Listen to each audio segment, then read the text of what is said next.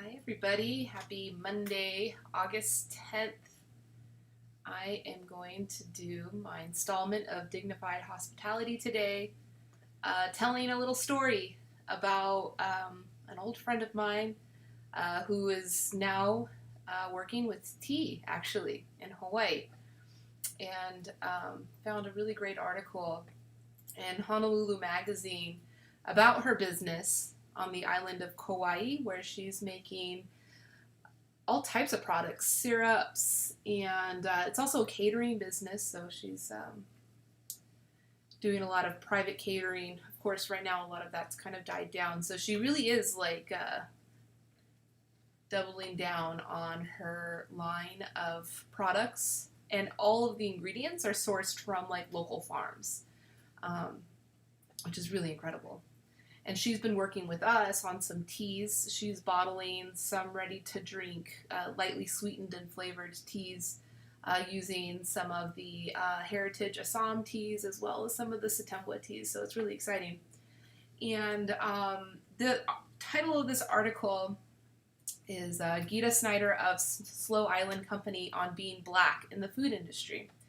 So I thought I'd spend today kind of doing a little bit of a feature on her story, and then also looking at some other stories about colonization, or, you know, the appropriation of power within the food industry, and how, you know, in bringing dignity to the hospitality industry, we could do leaps and bounds and wonders of work to support, marginalized communities in our country.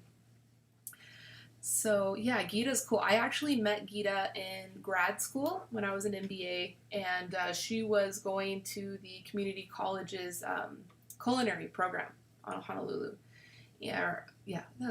Everything was in Honolulu. And we were both members of the Solar Decathlon team, which is a really great sustainability initiative by the Department of Energy to build zero emissions sustainable homes. It's an interdisciplinary program between different departments, and Gita was our food hospitality contact within the team, because as part of the competition, not only did we have to prove if the structure of the house and the energy efficiency of the house was sustainable, but that the actual livability of the house was sustainable as well. So part of the competition was hosting a dinner party, and Gita was going to be responsible for coming up with the dishes that were going to be made all from everything harvested as part of the house, because the house had a full integrated aquaponics system. So growing all types of greens and herbs, as well as having tilapia fish. I think that was the fish that we were working with. And she actually made some really great dishes. Unfortunately, the project fell through.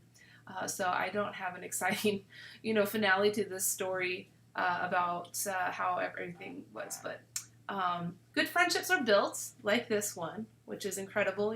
That's a lot of the power of collaborative work, is that sometimes you don't always get the results that you're going for, but there's other benefits, widen perspectives, widen understandings of things. And so yeah, Gita and I stayed in touch, both having, a passion for food and sustainability. And, in Hawaii, there's a really great food sovereignty movement where different, professionals within the agriculture field as well as the hospitality field work together to, bring more autonomy to the food system there in Hawaii. But yeah, she's got her brand now, and so her catering business is, kind of slowed down, and so yeah, she's been talking to me about scaling up, and I believe she's part of a food accelerator. Like we see all these like tech accelerators, like venture capital funds that give like seed funding to early stage startups. Well, there's like a really interesting one on the island of Kauai that's for all like made in Hawaii products. So she's a part of that accelerator, which is really exciting because she's like getting access to all the resources and opportunities, of networking into the different distribution channels to get her products into, as well as getting them into restaurants, which of course right now is slower business. I'm just going to So in this article, it's like an interview style. I'm not going to read the whole thing. Actually, first, before I do that, I wanted to define colonization because like this word has been thrown out, especially in the context of tea. I think, and I'm grateful that that's the word that all the activists within the community have chosen to use and have been using. But I just wanted to define it first so we can move forward. So I don't know. This is Oxford Dictionary. The action or process of settling among and establishing control over the indigenous people of an area. And I think there's variations on that definition too that we can apply to what I'm talking about today.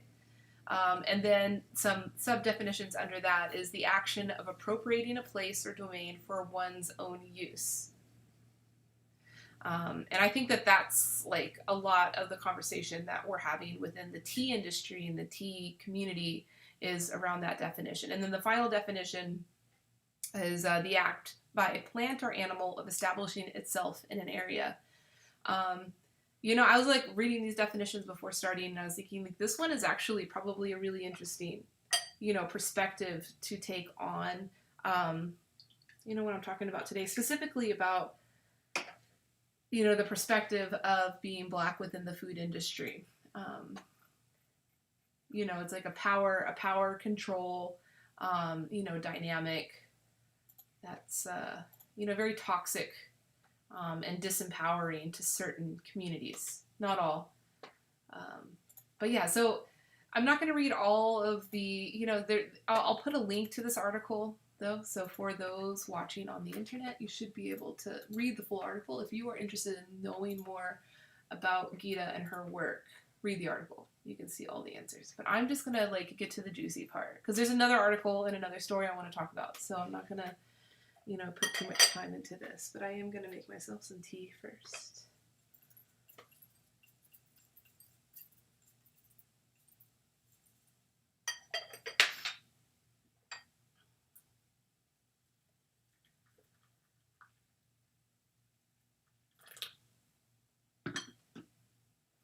So nice.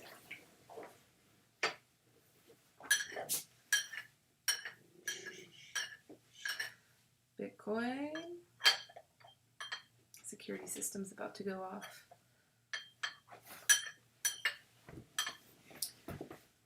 All right, so the question I wanted to go over, and she has some like really great insights to read in the rest of the questions about her own story and identity of being Black, and kind of in context with the rest of the questions, but she had some like really good insight to talk about the general perspective of that experience. Okay, so here we go. The question is, what's your experience with racism in the food industry? And her answer, and Gita, if you come across this while I'm talking about this, please you can join in. It'd be great to hear directly from you. I probably should have just reached out to her and had her, come and have the chat with me. Maybe I'll do that as a follow-up. But for now, I'll just be quoting what she says.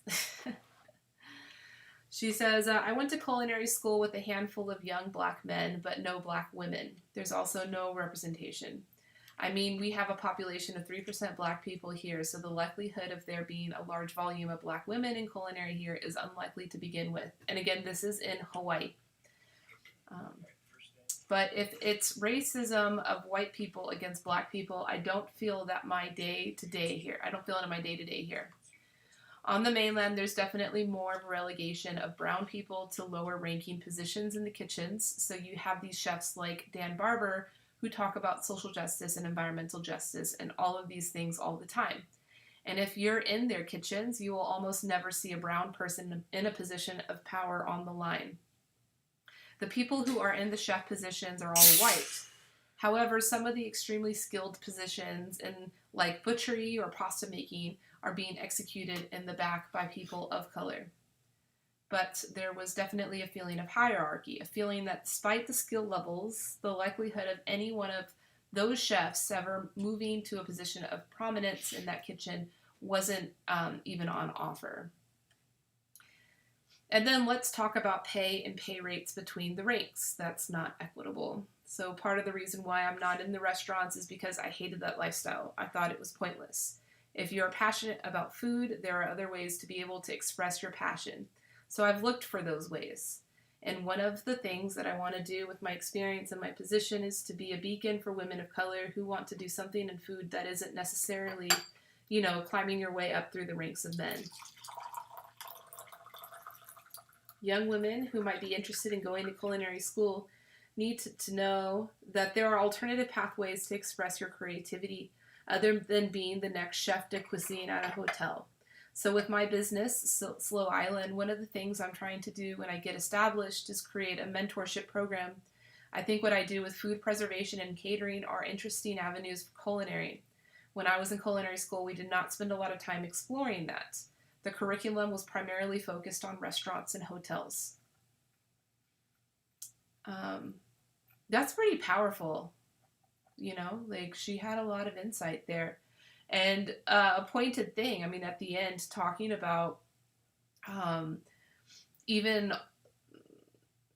rethinking the curriculum in our schools to build a stronger foundation for this change and the systemic, issues that,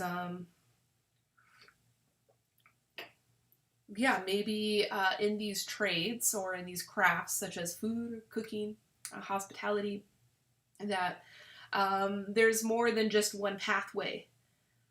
And especially understanding the context of a culture and the culture that someone's coming from, how they can best serve their community may be different than somebody from a different culture. So that's kind of interesting that maybe our education and our systems need to be more culturally, not sensitive, that's the wrong way to look at it, but culturally respectful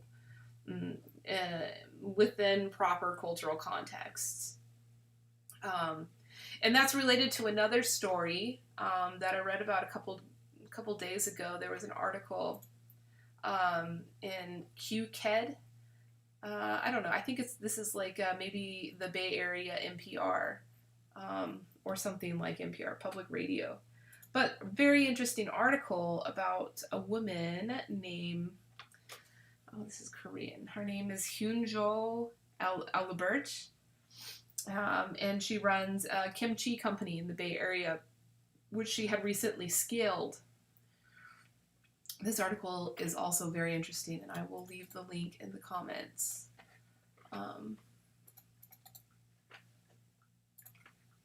And, the article is really having a lot of criticism towards the Silicon Valley, tech startup community specifically. But I think that there are, just a few pointed, I'm not going to go into detail about that. I'm not going to be smack talking these, tech bros because that's not what this is about. But, there is a couple of, lines that she gives in the interview of this article that, reflect a lot on who is the best equipped to be successful in the food industry, to be successful in running a kitchen, to be successful in providing food to the community. And that ultimately, I'm going to get the exact line, but ultimately it's she, so here's the story. I'll say the story. I'm just not going to do all this smack talking, but she scaled up her kimchi operation, moved into this really large processing facility that had all the commercial kitchen and everything. And, because of those high startup costs, she decided to lease out her kitchen to other companies, which is a great idea. These community kitchens, but, I think 2017 or maybe it was later than that, but, she opened up her kitchens and all of these tech startups, these food delivery tech startups, and meal prep kitchen, apps, moved into her kitchen, and they had the money, they were flush, so they were able to pay good rent to her. And then, due to lots of things, they, shut down the company, and then they drop out of their leases, and she's, the one that suffers from it. And so in this article, she, makes some very important commentary that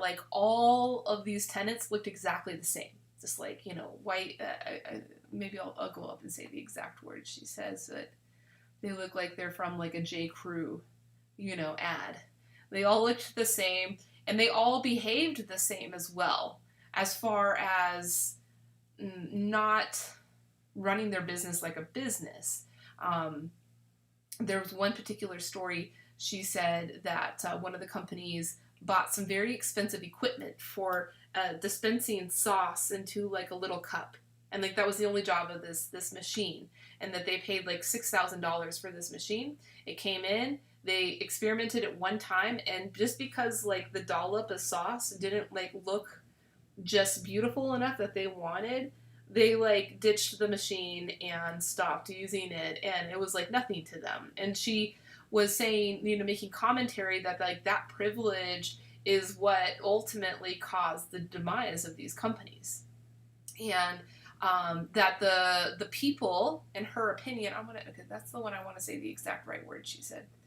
She says, they are young, white, she says, the kind of people you see in a J. Crew catalog. That's exactly what she said about the entrepreneurs that like moved in as tenants to her space.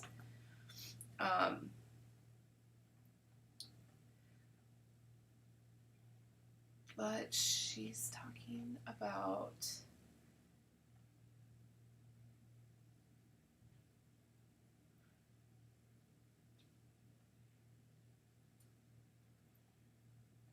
people of color.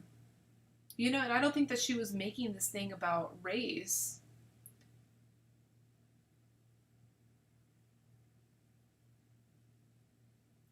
She says many of the people she knows trying to make a living selling food are immigrants, women, and people of color, far different from the food tech would-be entrepreneurs. So, like I don't think she was trying to make it an issue on, race or anything, but like that's a very powerful sentence right there. That like, and before that it says she struggled to characterize a different, or no, like the successful local food businesses that she was used to working with up until when she opened this big kitchen and all these startups came in. It was like humble people just, working slowly, building up their stuff slowly, sharing food and sustenance with just like their local communities, of course with local sensitivity. Like there's not even a question about that. There's not even a question about, is this really authentic or not authentic? I think this is all connected. So you have like this system, as Gita pointed out, that has a power dynamic of, whoever is going to succeed in being, in any type of leadership position within the kitchen. It's always going to be white people. She's the one that said that. I don't know. Maybe we can get the exact stats on that, but I'm sure the stats will match up with some type of significant difference. But then this article, this lady's saying that like immigrants and women and people of color are the ones that are like the most successful at running food businesses. So why don't we have them in those positions of leadership? Is maybe because the industry is incorrect. The system is incorrect, and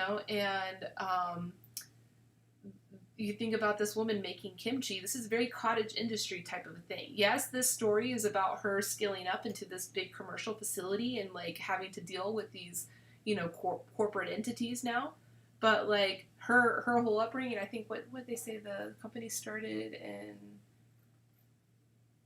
2003. She started the company in 2003, right? So she's been like over 15 years just humbly building her business as a cottage industry type of a thing. So of course she's like getting exposed to a lot of great other dignified micro entrepreneurs that are also, just humbly building their business up and bringing really authentic food to the community. And, something else that was quite viral over this past week is, Uncle Roger and the fried rice. The meme is strong enough. I don't think I have to share the meme here.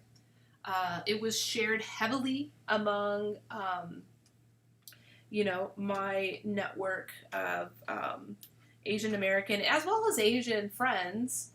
that just found it really funny because it was like kind of true, like a very stereotypical criticism of somebody not cooking their food that like is just simple, like every day for them, like not cooking it correctly.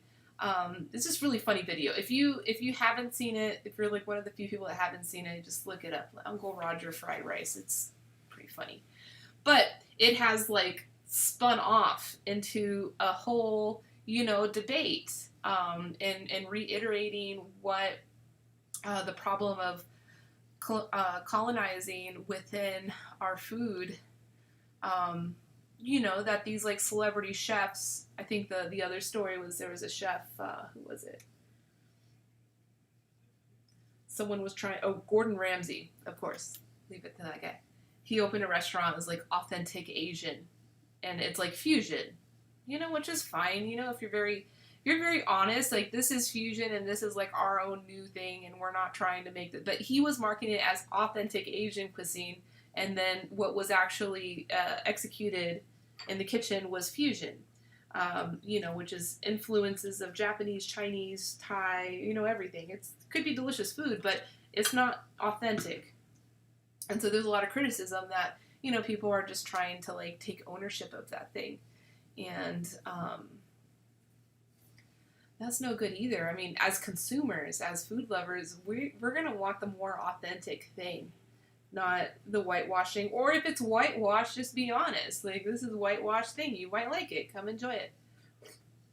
I don't know if it's going to be like directly like that, but, just more authenticity and honesty in communicating the value that you're bringing.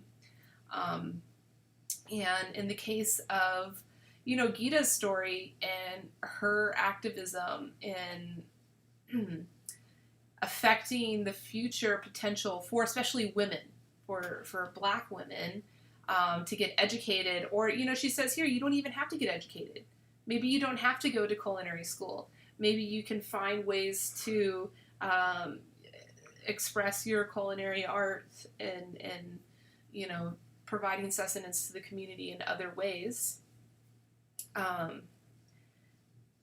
But the thing that's going to be important is making sure that like their culture can authentically be expressed, as well as like someone else wouldn't be able to appropriate that culture. Someone else can do whatever they want, but like do it under the context of their new culture, of their new thing, versus trying to appropriate this one thing. And, like the regulatory systems that we're working within are, like there's a lot of potential of changing those things to help with this.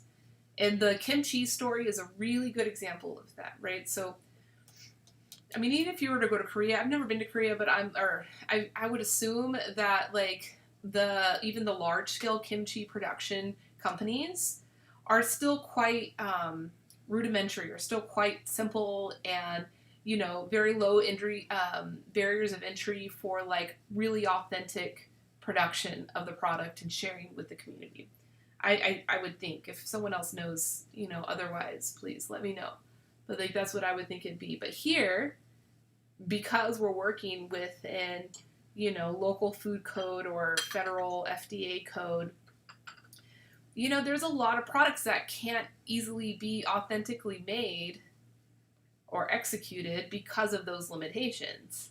I don't know if kimchi, I mean, she had to invest in this huge facility. That was the only way that she'd be able to scale up, was, and then bringing in other companies to financially support what she's doing. And it was a culture clash. Other than, she probably would want to just be able to scale up her business in her own way. There was probably some regulatory hindrance of why, I don't know if that's exactly the case. I'm just making an assumption there. But like things like I think like soy sauce, like traditionally fermented soy sauce, I think is a very difficult, process to do within, food codes. And so that's why we see a lot of, kind of alternative processing methods that have been developed, which could be great. I've had chemically fermented soy sauce. I mean, we all kind of have it like kind of all the time, I think. I mean, Kikkoman, so that's why Kikkoman is great, because Kikkoman is still like traditionally, naturally fermented versus, someone else. And I don't even know if those are good examples, but there's lots of examples of like doing raw milk is one of those things, like whatever. There are a lot of, what's the one in Hawaii? In Hawaii was the poi. So the poi is made from the taro root, and they like mash it into this paste and ferment that. And that's the base of what ends up being the poi that you have at the luau, you eat with your fingers, like the traditional way. You're supposed to ferment it. But because of, local food code, like all of these like cultural preservationists like had to abandon, those production methods and have unfermented poi, which is totally different and not respecting the culture. So, I think that, we're talking about solutions, right? So this is the Dignified Hospitality Manifesto. So like I need to like keep myself accountable for keeping it focused on solutions. So right, you have like Gita's, ideas of like altering the curriculum to be culturally respectful. I think that there's also a lot of room for modifying our regulations and protocols and cultures, like entrepreneurial cultures, to be more culturally sensitive. And just lower barriers to entry in general. I'm going to always go back to street food every single time. I think street food, I bring it back to that every day. That, yeah, we got to make it more accessible. And, street food is a part of a lot of these people's culture. Like maybe they grew up, where they immigrated from, exposed to that, knowing how to do that and do it safely and do it well. But instead they're washing dishes in a restaurant that's gone out of business now. And what are they going to do? I'd say let's, you have value to offer. So, how do we educate people and, support the system, for that future? So that was it. That's all I wanted to talk about today. A short one, but it's good. Yeah, this story was good. Both of those articles I posted in the Facebook, the YouTube, the Twitch. So if you're wanting to get links to those articles, you can go visit the video, there to get them. And then the video, the viral video I spoke on, which is a good laugh, but then it's also kind of a cool little thing to research. Oh dear. Sorry. My phone buzzing. Someone trying to call me.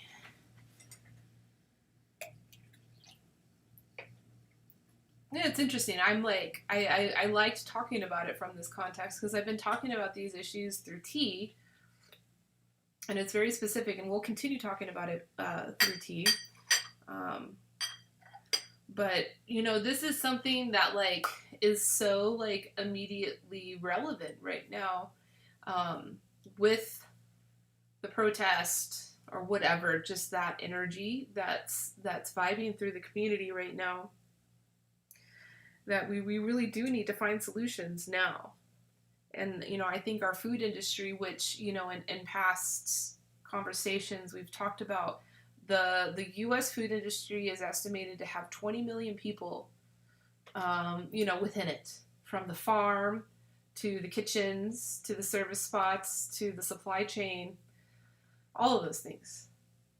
And you've got to, you really think about it. As Gita mentioned, we think of hospitality and we always think of front of house, who's the celebrity chef, or who is the high profile chef that's working tonight, or at this kitchen, who's your service staff, your bartender, and the honest truth is that if they're in any kind of position of power, they're going to be white, likely. But the great majority of those 20 million people are probably people of marginalized communities, people of color, women. We talk about women in tea all the time.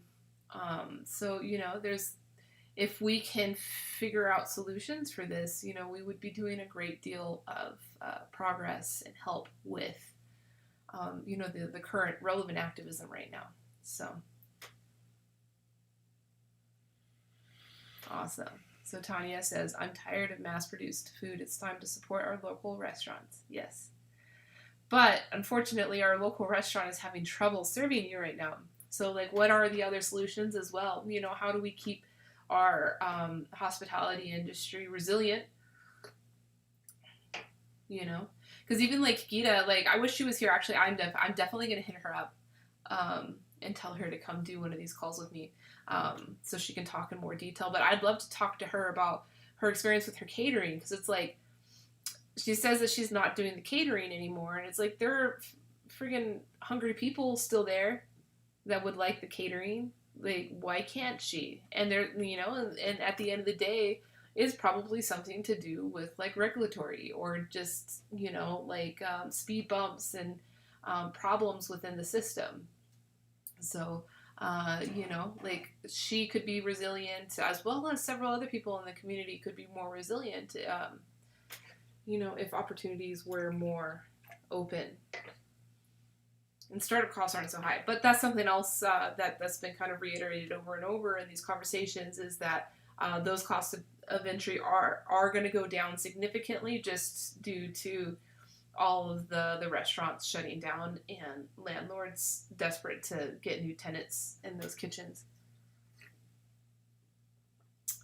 He said, out here, business are building outdoor seating. Yeah, it's necessary.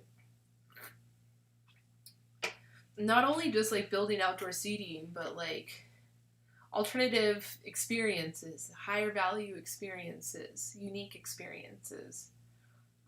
The outdoor seating being part of it. So I think that the innovation in that area is barely even been touched, because we potentially are going to be challenged in this way for another year and a half maybe.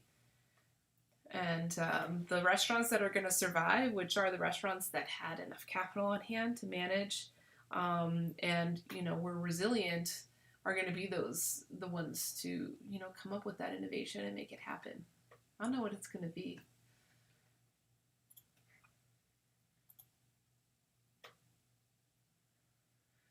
But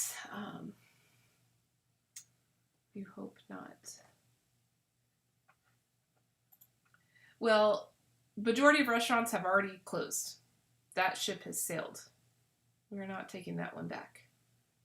Honest. Tanya, Yelp puts out a report every few weeks, so we should get the update later. But the latest update that came out from Yelp was that as of July 1st, 61% of restaurants listed within the Yelp network prior to pandemic are now listed as permanently closed. So that ship has sailed. Oh, yes, Suki, I like that. She says, do you think these outdoor dining options are a gateway into true street food future? Yes. Yeah, I think it's going to normalize eating outside, because I think that that's one of the big fears, stigmas that people have about street food is I'm outside, it's dirty, there's, there's potential for this to be dirty. It's really, honestly, unless it's a super dusty, windy area, which, most street food vendors aren't going to be up during that time. It's going to be just as clean as if they're inside a kitchen. I mean, if anything, the kitchen could be potentially more dirty, right? Because, some of these kitchens, it's really hard to clean all the corners of the building, and, they can develop microfilms of bacteria that are just, sprinkling into the air at all times, versus being in an outdoor area, free airflow. Everything is possible, but, I think the first step for getting people to, be more open to street food in a mass, and street food beyond it being a food truck. Everyone's oh, we got street food already, food trucks. It's yeah, but that's still not as agile, as accessible as what true street food means, So, but yeah, I think that's right, Suki, that yeah, potentially what it could be is just these cool little temporary And maybe people can come up with that. That'd be cool. Maybe I should organize something. I could do that. It'd be expensive though. That's what sucks, is that you have to get all of the like special events permits, and then you have to, have the health department come out, and then each one of those vendors has to have their own license. That they're paying. Sometimes they're paying $1,300, $1,500 a year to have. You have to sell a lot of hot dogs to make it, worth your time to do that. So, but yeah, something like that will come up. But yeah, I think the outdoor dining it's a step in the right direction of like changing people's expectation of what dining out can be. It could be a cool, fun. I mean, having night markets here would be so fun. It'd be such a great addition to our communities. I mean, I know right now and what we're dealing with, it wouldn't be smart, but yeah, I mean, in the immediate context, what I'm thinking street food could be is like extremely local. Like just someone is just like out in their front yard, just popping up a table selling something. Could be incredible, and could address a lot of the issues, talking about racism, like if people are out of work, and food deserts. So that's a whole other subject. Actually, maybe I'll play that video. There's a really great video on, oh dear, maybe I'll have to search it on Facebook, but, the concept of food deserts are places, communities where they don't, access, like the ratio of the calories that are accessible within, your neighborhood are,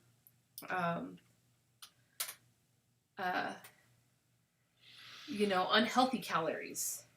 Like maybe only convenience stores are available to you for getting food, and a McDonald's versus, like really healthy sources of fresh food, fresh produce, as well as like fresh, healthy, prepared food. Because that's a big one, like with how culture is, how like convenience oriented and speed oriented and efficiency oriented we are as a society now. We have to think about prepared food. And if we don't think about it, we're going to let McDonald's do all the thinking for us. And that sucks, So, there's that.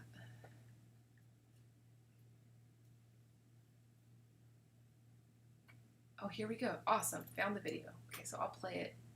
And then maybe for the Instagram, I will... I'll just turn the camera around so you guys can see it. But it's a video by Taste Made, and they looked at food deserts in Los Angeles. From corner of her mouth to corner of her ear. Not that. This video.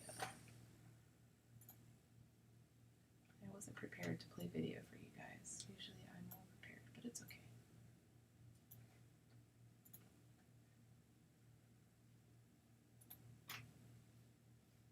Yeah, Suki, we can just hope for the best, for sure.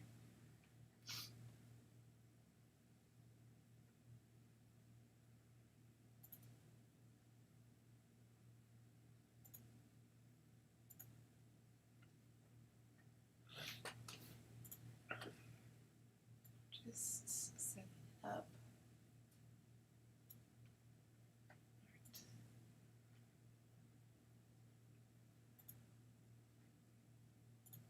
Here we go. Cool. I'll turn the camera for you guys.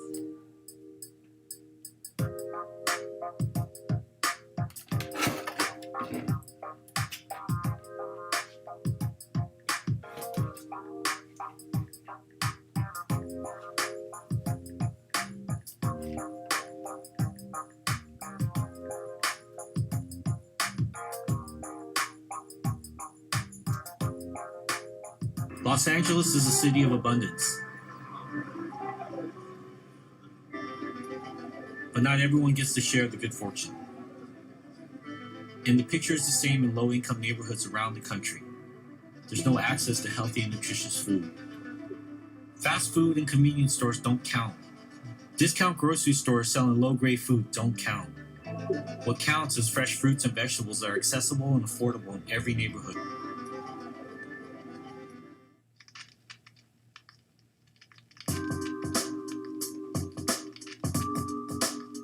most sacred thing outside of air we put into our body is food. A lot of our communities don't even know how much it can enrich their lives because they've never been exposed to it. I already knew about what food deserts were, but it just got a lot more real when I was living here. About 23.5 million Americans live in a food desert. Particularly in South LA, there's 1.3 million residents and just 60 grocery stores. As compared to, on the west side, there's about 57 grocery stores for 600,000 people. So it's like double the grocery store. There's nowhere to get fresh food. So if you're in a neighborhood where the monopoly on establishments is, just like fast food places and liquor stores, even if you're doing relatively well, that's what you're going to eat.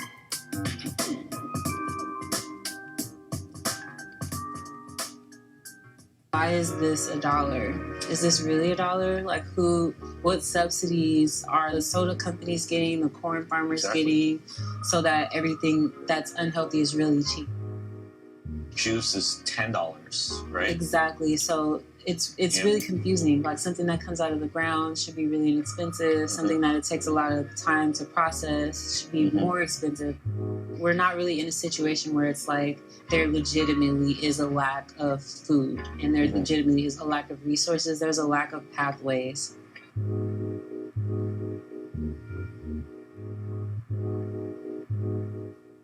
What we're trying to do with a lot of the food that we have is we're slowly trying to cut out nitrates. We're slowly trying to cut out the sodium. It's a weaning off process. You just can't do it overnight. There's a lot of customers in the Black community that suffer from high blood pressure, and we love salt.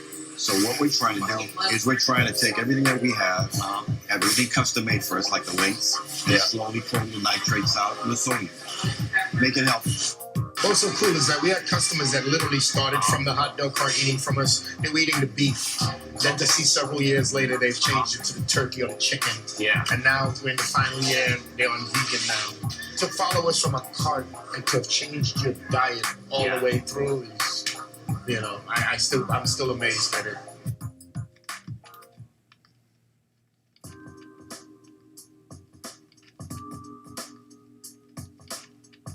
This is the number 2 stuff. So this is the things that'll be normally discounted. Oh, okay. So you can get some really good stuff here. Look at some of these prices. Like this whole case is $4. So you can get $4. How much is a case? These are organic. Normal. Maybe like 12. That's a big difference. You know what I mean?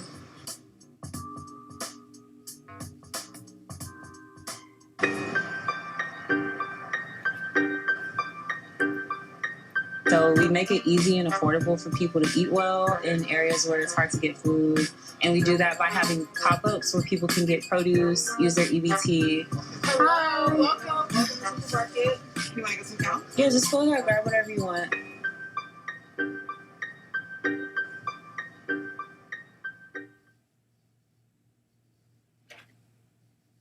All right.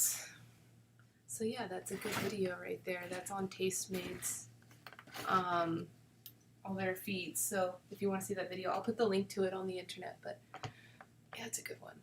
I really like that. Explaining like what a food desert is and how it affects everything that we're talking about here. That like a lot of currently unemployed people could be actually doing work that's self-serving to them that could also be, affecting this food desert issue. So Suki says, that video makes me so sad. Every city I go to, I need to go to either the Chinatown or Asian grocery. I could never imagine living with fresh produce or variety. Yeah, and there's some communities that like they're so accustomed to it that they don't know different. And they've always grown up in a place where, and within a family or within, a community where, having the dinner from the convenience store every night of the week is completely acceptable. And so, and I think street food would be a very easy cultural, it would just flow in with the culture there, if we were to start, like, I'm sure this woman is having trouble, like they're offering all of these great produce at great prices, but there could be a lot of families that wouldn't even know what to do with it, right? Because of this issue of like so much processed food being part of their culture. But, a street food stand being vended by somebody in their local community that they trust, serving food that they are culturally already accustomed to, then they could support it, and that could be, bringing sustenance to them and their families. So, yeah, I'm not gonna stop saying it. I think street food is the winning solution for all of this. But I think that's it, guys. I think I'm gonna sign out that. Thanks, Suki. I'm so glad you were here for this, Suki.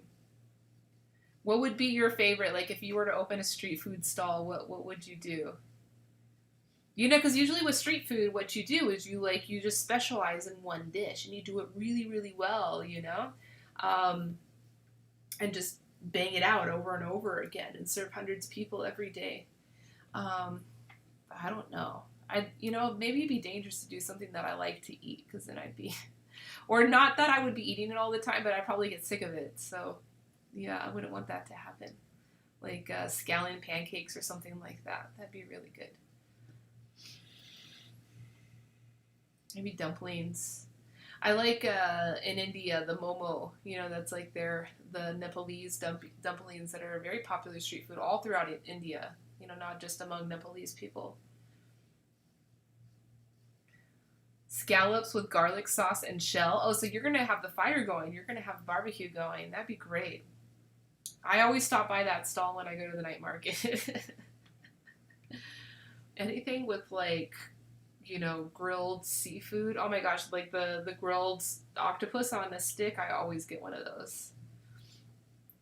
I'm not really big into the the Taiwanese style, the octopus. Or no, it's an oyster pancake. I'd rather have the scallops with garlic sauce and shell right off the fire. That sounds great. That would be completely out of code here. It'd be so hard to do something like that here. So expensive, to set everything up. But, all right, guys. Well, hey, thanks for being a part of the conversation. Had a lot of fun today. And I'll be seeing you Friday at 11 a.m. Pacific. That's when I'll be doing the live stream on Friday, and I'm doing it with Ray from Grass People Trees. So that'll be a good one. She's launched a new campaign, Let's Stop Being Sustainable, where we're going to dig deeper into how we really can find the peace in the world that we want through being more than just sustainable. So yeah, Friday at 11 a.m. All right, guys, much love.